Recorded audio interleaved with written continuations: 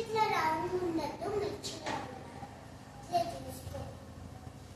ఇట్లా కొంచెం ఇట్లా కావాలి చూడండి. ఇట్లా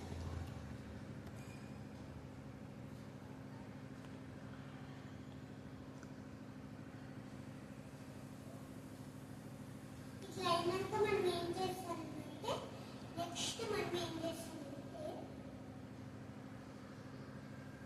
బేకింగ్ పౌడర్ తీసుకొని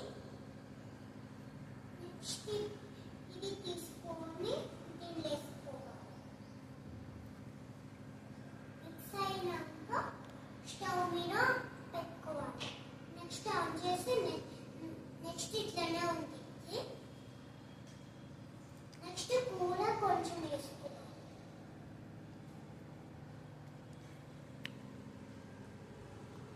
కొంచెం సాల్ట్ వేసుకుని,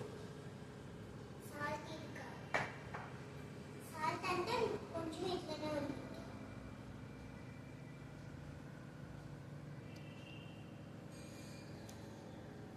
సాల్ట్ వేసుకున్నాక మనం ఏం చేస్తామంటే బజ్జీలకే వేయాలి.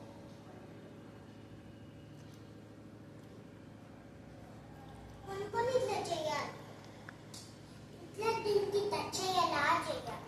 టచ్ అయితేనే అయిపోయాక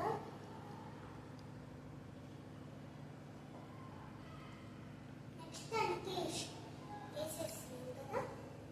నెక్స్ట్ ఏం చేద్దామంటే కొన్ని ఇట్లాంటి ఆకులు ఉంటాయి కదా, ఇలా చుంచుకొని చుంచుకొని ఇంట్లో వేసేయాలి.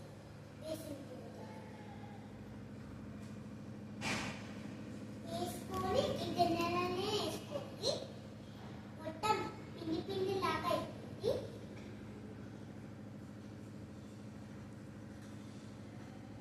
ఆకులు ఉంటే హెల్దీ కదా, అందుకే వేస్తాను. చూడండి పిండి కొంచెం ఇంటుందే ఇంటుంది.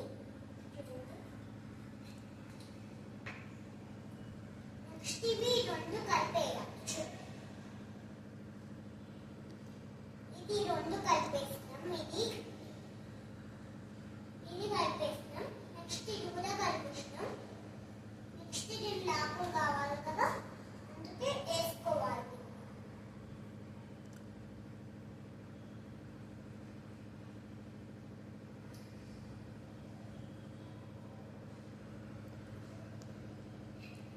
నెక్స్ట్ పచ్చి చట్నీ కావాలంటే ఏం చేస్తామంటే ఈ కూర ఉంది కదా ఫ్రెండ్స్,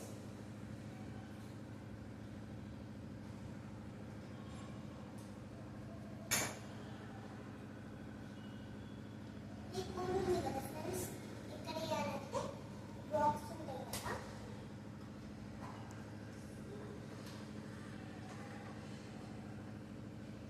ఇక్కడ కాదు ఇవి ఉంటాయి కదా, ఇవి దీన్ని వేయాలి. మొత్తం పోయేంత వరకు వేయాలి.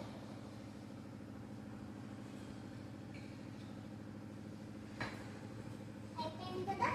నెక్స్ట్ చట్నీ చేయాలంటే ఫస్ట్ మనము ఒక దాంట్లో మిక్స్ పెట్టాలి.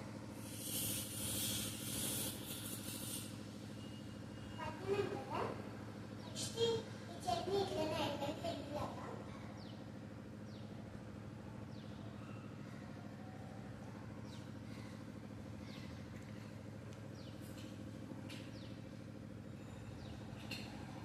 ఇట్లా అంటుకుపోయింది.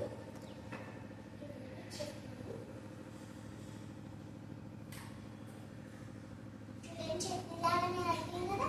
ఒకసారి టేస్ట్ చూద్దాం.